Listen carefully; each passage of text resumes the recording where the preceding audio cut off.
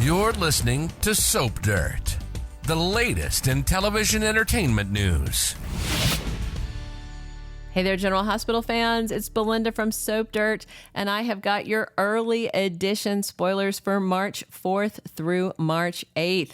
And of course, we've got Jason Morgan back next week, but no idea yet on exactly what he's going to be doing. I'm anticipating hopefully some exciting spoilers for him once the full roster of weekly spoilers drops for the week. But in the meantime, I've got some teasers for you.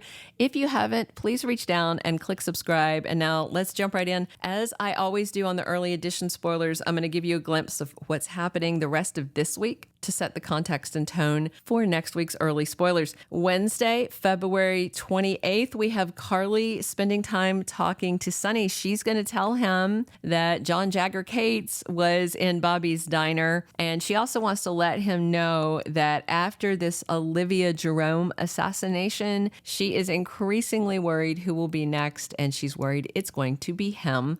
Meanwhile, FBI agent John Cates runs into Scotty Baldwin. If you don't remember, Scotty is his ex-father-in-law. Scotty's daughter, Karen Wexler, was Jagger's wife. And I know Scott is hoping that Jagger is in town to put Sonny behind bars because they both still have serious issues with how he treated Karen. It was kind of interesting because Carly doesn't really know Jagger because she came on the scene after them. But he basically tried to tell her about some of the bad things Sonny's done. Like he was saying things that, bad things to people you love.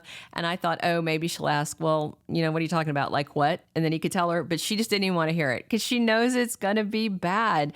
Josslyn goes looking for Dex Heller and is completely shocked by something she finds. He's supposed to be in a safe house waiting on his new identity and a pile of cash so he can go start his new life. I'm assuming that's not what she finds. Brook Lynn Quartermaine is on the search for a beautiful wedding gown, and her mom and her granny and her pal Maxie are there. Things, of course, may get contentious depending on what Lois recommends. And of course, Tracy's going to want something classic, and Lois is probably going to want something with sequins and fringe. And it looks like BLQ might be asking Lois about her wedding dress. I don't know if you remember way back when the Coney Island wedding, she had a really cool wedding dress. Lois says the dress is not hers to give. So I don't know what that means. Kind of interesting. And Chase needs to clear the air. He spends time talking to his big brother, Finn, and he is sharing his regrets about something. Thursday, February 29th, we've got Sonny just going ahead and confronting John Cates. I'm sure he's going to tell him, look, stay away from my ex, stay away from my family. And I'm betting Cates is going to tell him to go kick rocks. He will go to Bobby's Diner any day of the week and talk to anybody he wants. What can Sonny do to him? He's not going to off an FBI agent. I don't think this conversation is going to go in a way that Sonny likes. Brook Lynn Quartermaine is there to reassure her fiance Chase. I don't think he's getting cold feet or anything, but I just think he is very stressed. Lois and Tracy have a huge argument. I wonder if it's going to be at the bridal shop. We shall see. And Dante tries to broker peace between a couple of sides. Maybe it's Sonny and Agent Cates.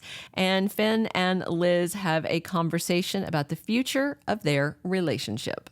Then on Friday, March 1st, we have Felicia Scorpio confessing something, and I'm assuming this is with Maxie. Maxie is so mad at Spinelli. She found out that he lied and he moved in under false pretenses. She feels like he and her mom think that she is the same old Maxie that she used to be, just out of control and wild. If you've been watching a while, you remember that version of Maxie. And so I wonder if Felicia is going to throw herself under the bus and try to say that it's really not Spinelli's fault, that she really pressured him and really talked him into it.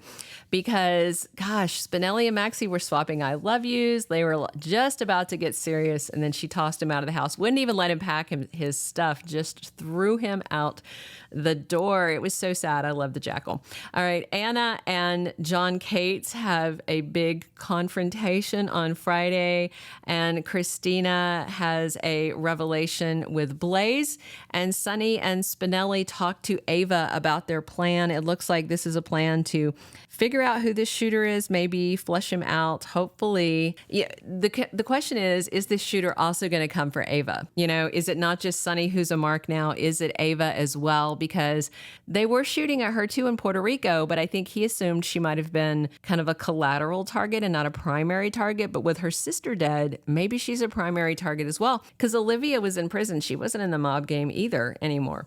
Dante finds something that's very important. It's a link between maybe this Stone name and the shootings that are going on. That takes us into March 4th through March 8th. Steve Burton is back as Jason Morgan on Monday the 4th. And there's a question, everybody's debating, is the stone referring to Stone Cold? Is the stone referring to Morgan Stone Corinthos? Is the stone referring to John thinking about his brother Stone or his son Stone? There's so many questions. I mean, if they wanted everybody scratching their heads, kind of picking the name Stone is like, okay, who knows? And the big question, of course, is going to be when we first see Jason, is he going to be in a hospital in Greece, still in a coma? Is he going to be living on some farm somewhere as an amnesiac? He said he was coming back as Jason Morgan, not as Jason Quartermaine, not as I'm assuming, an amnesiac or something else. Did the Cassadines have him? Did Victor get a hold of him? He's not supposed to be brainwashable because of the scar tissue in his head, but that doesn't mean the writers are going to respect that. And we'll see how it goes. And we should have plenty more about him when we have the full roster of weekly spoilers. Maxie has to deal with her anger at her mom Felicia and Spinelli for tricking her. I will say that, the tricking helped her. I mean, let's be honest, she's almost got her finances in order and she should feel good about that. But basically, they tricked her into solvency. I mean, somebody could trick me into paying my credit card bills. That'd be all right. Drew and Carly have warmed back up after a series of conflicts and not seeing eye to eye about this whole Nina thing. But Jason's return, I think, is going to aggravate all of the intensity between them. Plus, Nina is unhinged over Sonny telling her it's over. She might lash out at Drew again and trigger him, and then he's going to lash out at her. Clearly, the Drew versus Nina is far from over. Sam has more concerns about her son, Danny. Ava and Sonny keep getting closer as he's trying to save them both from this shooter, and all the different people trying to figure out who is this assassin are getting closer to figuring out the ID, but they're doing it separately and they're not really communicating. And if they were talking, they might figure it out faster. But we've got Anna and Dante, and then we've got the FBI, and then we've got the mob people looking. So we've got 3 different factions looking. They've all got information nobody wants to share.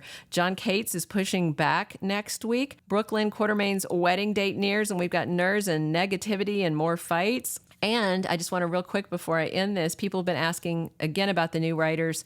The most recent episodes this week still show Dan O'Connor and Chris Van Etten still in the writing credits. So we are not seeing them soon, but we should see the new writers on the Monday credits is what I'm expecting, because Steve Burton confirmed that the new writing team wrote his return story. So we'll see how that goes.